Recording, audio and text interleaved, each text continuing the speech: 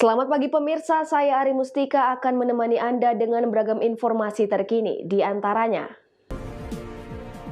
Kecelakaan beruntun mobil minibus tabrak truk di Batubara. Eksekusi rumah ricuh di Medan, warga siram petugas dengan air kotoran. Warga sembeli kambing hutan, petugas konservasi wilayah 3 Kisaran Asahan lakukan sosialisasi. Selain cuplikan berita tadi, kami juga akan menghadirkan beragam informasi lainnya. Pemirsa, kita jelang sumut hari ini pagi selengkapnya.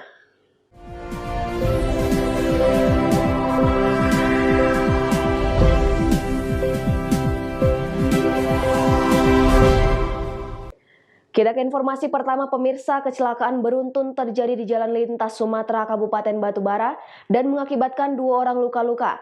Tidak ada korban jiwa dalam insiden tersebut, namun 1 unit mobil mengalami ringsek berat. Kecelakaan beruntun terjadi di Jalan Lintas Sumatera Desa Perkebunan Tanah Gambus, Kecamatan 50 Batubara. Menurut Kasat Lantas Polres Batubara, kecelakaan beruntun bermula saat mobil minibus yang datang dari arah Kisaran menuju Medan hendak menyalip mobil yang ada di depannya, langsung menabrak mobil truk bermuatan dari arah berlawanan. Sementara 1 unit mobil minibus lainnya ikut menabrak truk dari arah belakang. Tidak ada korban jiwa dalam kecelakaan beruntun tersebut, namun 2 orang mengalami luka-luka serta 1 unit mobil minibus ringsek berat. Tadi ada kecelakaan mobil truk tronton dengan mobil Isuzu Panther. Arahnya mobil tronton mengarah dari Medan menuju ke Kisaran, sedangkan Isuzu Panther mengarah dari Kisaran. Dan di belakang mobil truk ada mobil Avanza yang mungkin terlampau dekat langsung menabrak Panther juga. Untuk korban jiwa ada dan? Untuk korban jiwa tentunya pengemudi melihat kondisi mobilnya seperti ini, jadi pengemudi mobil Panther dengan yang ada di sampingnya mengalami luka-luka sementara dari pantauan kita tadi langsung dibolong ke rumah sakit Puskesmas 50. Berapa orang dan? 2 orang, 1 supir dengan penumpangnya. Kini kasus kecelakaan beruntun tersebut masih ditangani Satuan Lalu Lintas Polres Batubara. Taufik melaporkan untuk Evarina TV. Sementara itu pemirsa, proses eksekusi 1 rumah di Jalan C Batang Serangan, Kota Medan Selasa siang diwarnai kericuhan. Para penghuni rumah yang tak terima diusir menyiram petugas dengan air kotoran manusia. Beginilah suasana proses eksekusi rumah di Jalan C Batang Serangan oleh Pengadilan Negeri Medan.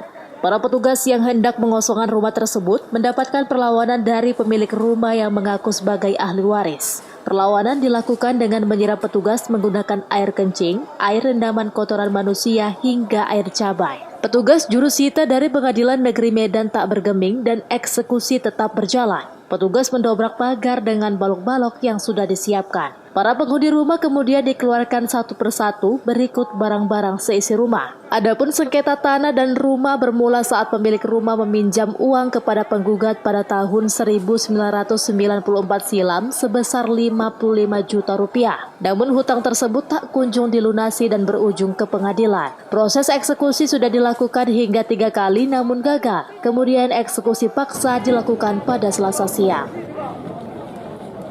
Dan sekarang ini proses perkara ya, dari perkara tahun 2015 berproses dengan ini dulu penggugatnya Pak Abdul Aziz sebagai kuasanya Pak Iwan Aziz ya Pak ya. Tergugatnya ahli waris dari Dr. Jadi Zaini Bakri dan kawan-kawan salah satu ya kan. Dalam gugatan tersebut mereka menang Pak, udah diakui bahwa tanah ini milik mereka kan. Dan disuruh mengosongkan untuk yang dijual beli. Ternyata Pak Ardan tidak bersedia. Dia melakukan perlawanan Pak. Ada Pak. Perlawanannya nomor 605 Pak. 2016 ternyata sudah ditolak. Dan tidak ada upaya hukum lagi. Para ahli waris rumah keberatan karena sejauh ini mereka tidak ada menandatangani perjanjian jual beli sebagai lanjutan dari utang piutang. Perjanjian dengan penggugat sejauh ini hanya sebatas pinjam meminjam uang. Tetapi mereka tidak menolak bahwa agunan utang piutang tersebut merupakan surat tanah rumah. Ini bagaimana Pak? Proses hukumnya jelas, ini tanah yang tidak bisa diperjualbelikan. Tanah wasiat ini, ya, tidak gampang diperjualbelikan karena ini dari neneknya ini. Dan tanah ini bukan hasil Gonogini. Kalau ini milik Gonogini bisa saya diperjualbelikan. Itu satu. Nah, dan kedua, ini kasusnya minjam duit sama nyonya dokter. Ya.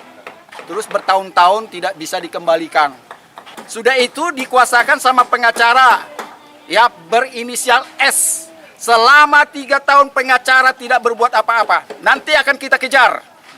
Ya, dia bikin persidangan semu, akal-akalan untuk menjatuhkan, untuk mengalahkan ahli waris. Ini pengacara berkhianat, akan kita kejar. Usai dieksekusi, para tergugat akan menyiapkan upaya hukum lanjutan. Mereka menduga ada permainan curang yang dilakukan penggugat. Mereka juga akan mengejar kuasa hukum tergugat yang lama, termasuk notaris yang membuat rumah sengketa tersebut dengan status jual beli. Daniel Pekuali melaporkan untuk Evarina TV.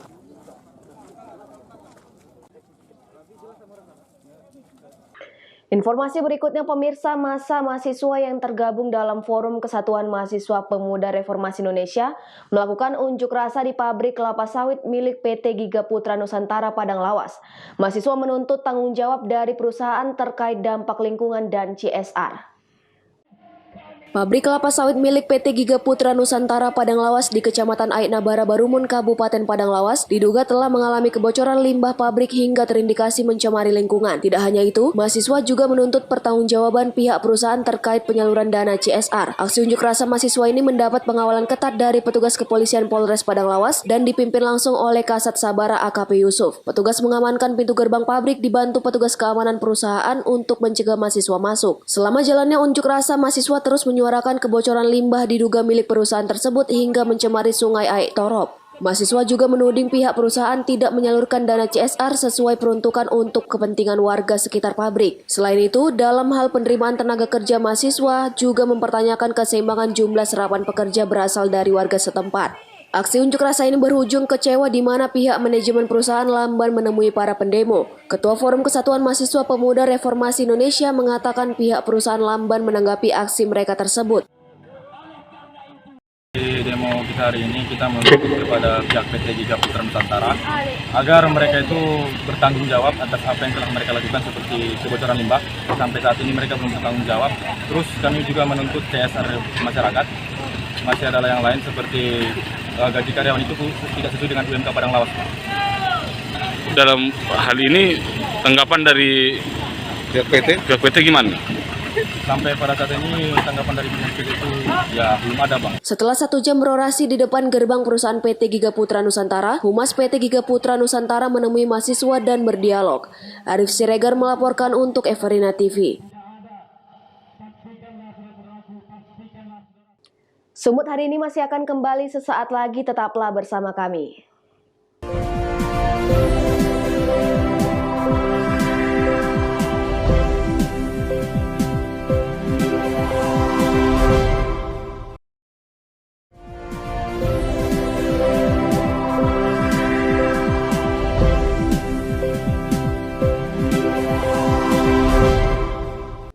Terima kasih Anda masih bersama kami. Pemirsa, Kapolres Serdang Bedagai AKBP Robin Simatupang memperketat pengamanan markas komando dan meningkatkan pengamanan di sejumlah rumah ibadah guna mengantisipasi teror bom.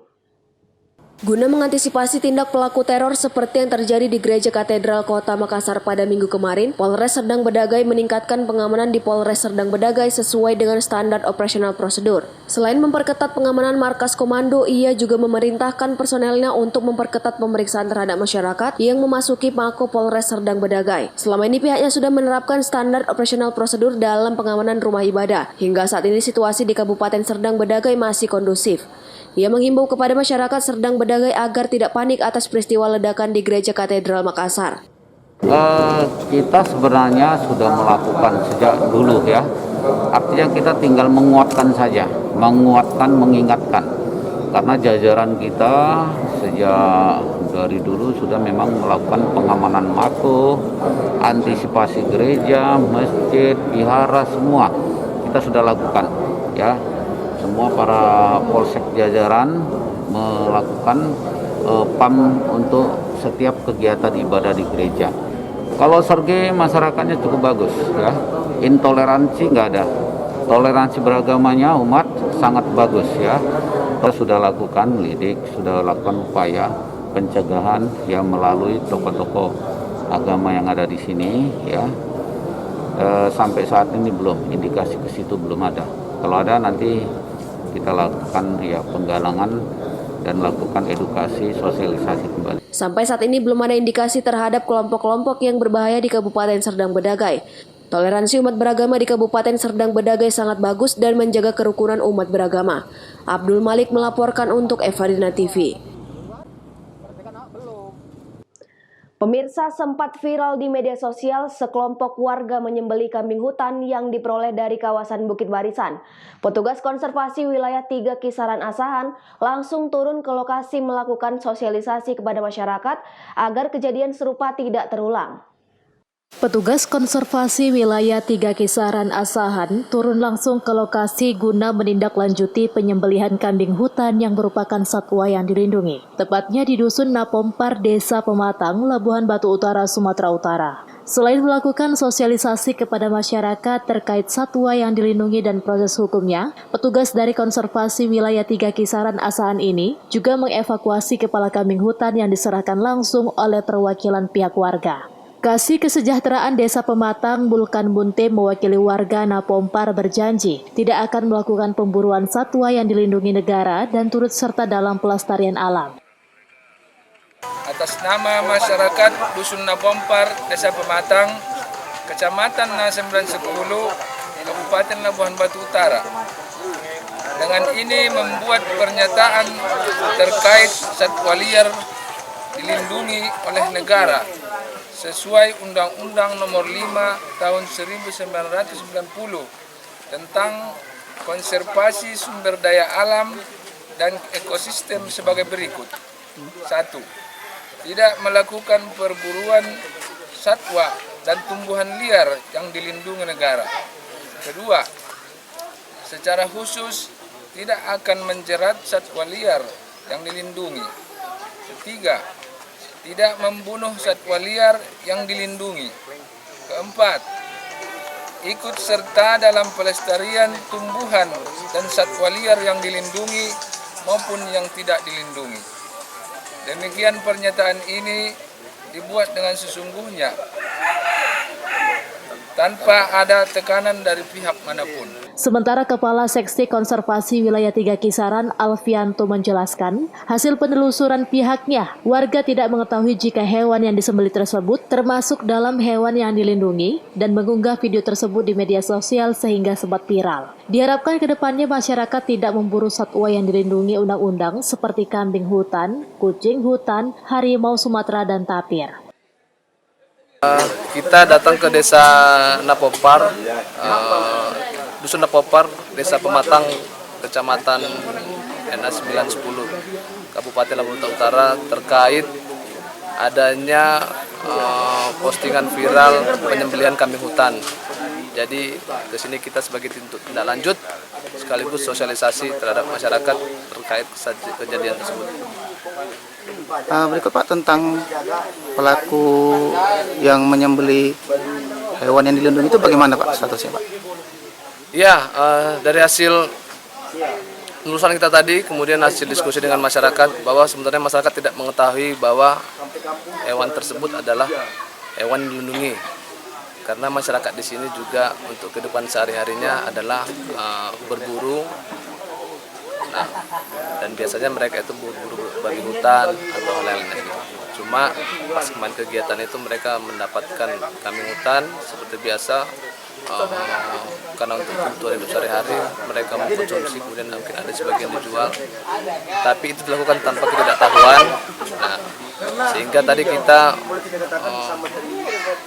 membuatkan dan menyuruh masyarakat agar membuat surat pernyataan dari kita, dari masyarakat, bahwa mereka bersedia tidak akan mengulangi hal yang sama. Tadi sudah dilakukan pembacaan surat pernyataannya, dan nantinya masyarakat juga akan membantu pelestarian kawasan lingkungan hidup di sini, terutama satwa liar dilindungi. Ucok Sitorus melaporkan untuk Evarina TV. Pemirsa, cuaca buruk hujan deras yang terjadi pada Senin kemarin mengakibatkan banjir di 4 wilayah kecamatan di Kabupaten Padang Lawas, Sumatera Utara. Kondisi ini menyebabkan puluhan hektar areal persawahan mengalami banjir. Areal persawahan di 4 wilayah kecamatan di Kabupaten Padang Lawas mengalami banjir. Kondisi paling parah terjadi di Kecamatan Sosopan di mana ada puluhan hektar areal sawah terendam banjir. Kerusakan tanaman padi umumnya terjadi akibat tertimbun material pasir dan kayu gelondongan yang hanyut dari sungai. Puluhan hektar areal persawahan yang terendam banjir merupakan kawasan produktif. Banjir yang mengakibatkan kerugian bagi petani ini mendapat respon dari anggota DPRD Kabupaten Padang Lawas Lokot Nasution dari fraksi Golkar yang melakukan kunjungan langsung ke kawasan pertanian yang terendam banjir dan mendesak dinas terkait untuk segera menyalurkan bantuan kepada petani yang terdampak banjir. Memang dia gara-gara curah hujan yang tinggi, jadi dimohonlah kepada dinas-dinas yang terkait untuk diperhatikan secepatnya. Lantaran banyak kerugian masyarakat di tentang ini, puluhan hektar yang korban di sini. Sebentar lagi dia akan panen, mungkin ada 1 minggu lagi udah panen semua, tapi jelas di sini udah jadi hancurnya semua. Jadi saya pun anggota DPR dari Padang Lawas, Dapil 2, dimohonlah di sini diperhatikan dan ditangani dengan secepatnya. Kepala Desa Bargot Marahamat Nasution meminta kepada pemerintah daerah Kabupaten Padang Lawas untuk mengeluarkan peraturan daerah tentang larangan penebangan pohon yang ada di sepanjang aliran hulu sungai. Hal ini diharapkan dapat mencegah banjir terulang kembali. Ya, selama ini memang kalau banjir hampir setiap tahun terjadi, tapi banjir yang kali ini tidak pernah bawa material kayu sampai seperti yang kita lihat sekarang ini. Luar biasa banyaknya kayu yang dibawa. Saya inilah akibat dari pengambilan kayu yang berleluasa di hulu sungai. Harapan kami khususnya dari kepala desa dan umumnya seluruh masyarakat daerah yang terdampak banjir ini, kiranya pemerintah daerah membuatkan perda supaya di hulu sungai itu tidak ada lagi kegiatan untuk pengambilan kayu ataupun semacamnya, biar untuk kedepannya nanti tidak terjadi lagi hal-hal yang mengakibatkan banyaknya, tengoklah, maksudnya lahan pertanian yang sudah siap panen gagal panen. Secara keseluruhan banjir mengakibatkan kerugian petani hingga ratusan juta rupiah. Arif Siregar melaporkan untuk Evarina TV. Sumut hari ini masih akan kembali sesaat lagi, tetaplah bersama kami.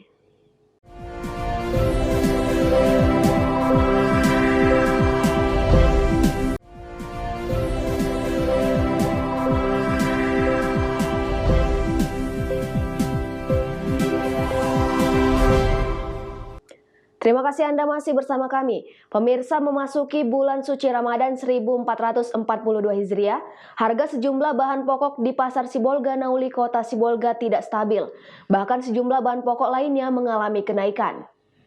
Setiap memasuki bulan Ramadan, harga bahan pokok kerap mengalami kenaikan, salah satunya di Pasar Sibolga, Sumatera Utara. Menurut salah seorang pedagang di Pasar Sibolga Nauli, peningkatan harga terlihat pada sejumlah komoditas bahan pokok seperti bawang putih. Sebelumnya harga Rp21.000 per kilogramnya naik menjadi Rp23.000. Kemudian untuk harga bawang merah saat ini berada di kisaran harga Rp32.000 per kilogramnya, naik Rp8.000 dari harga sebelumnya. Untuk cabai sebelum Ramadan dijual seharga Rp33.000, kini naik menjadi Rp37.000 per kilogramnya. Sementara tomat dari harga Rp8.000 sebelumnya kini naik menjadi Rp9.000. Namun komoditas jahe tetap stabil dengan harga Rp20.000 per kilogramnya. Kok ibu ditanya bawang putih, kan bawang putih agak naik lah, agak naik. Biasa 21 1 kilo kami ambil, sekarang 23 lah. Berarti ada kenaikan ya, Bu? Ada kenaikan.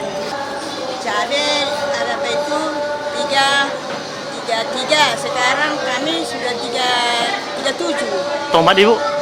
Tomat biasanya 8.000, sekarang mengambil dari toko kami 9.000. Jahenya, Ibu?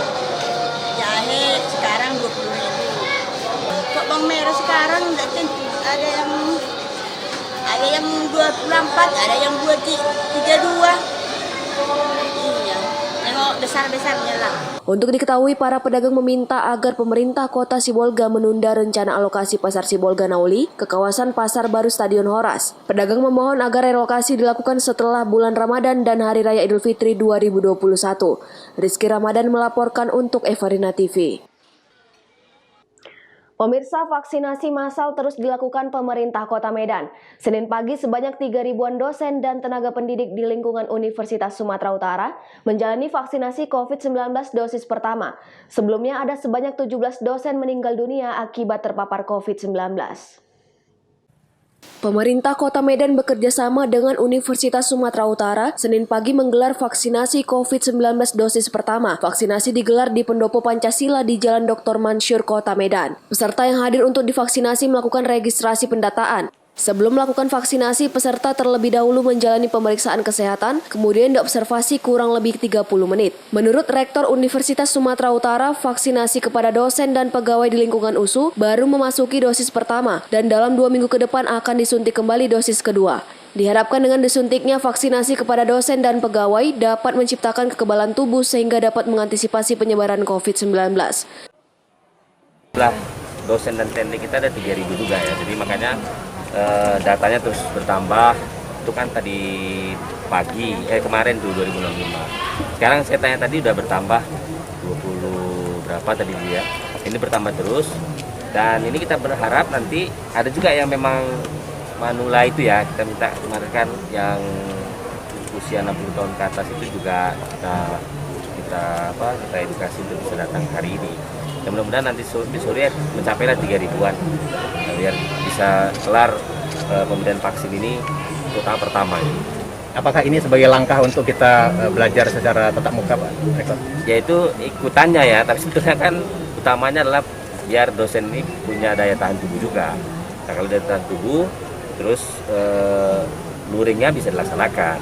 Jadi bukan karena vaksin, karena luring ya, karena harus diberikan dulu ketahanan tubuhnya, baru luring, dan terus ke aktivitas lainnya. Pak Rektor, dosen yang tidak itu vaksinasi apakah tidak diberikan ganjaran? Enggak lah, itu nggak boleh. Kita cuma memberikan himbauan saja terus-menerus. Sebelumnya, sejak terjadi pandemi COVID-19 di tanah air, sebanyak 17 dosen di lingkungan USU meninggal dunia akibat terpapar COVID-19. Daniel Pekwali melaporkan untuk Evarina TV.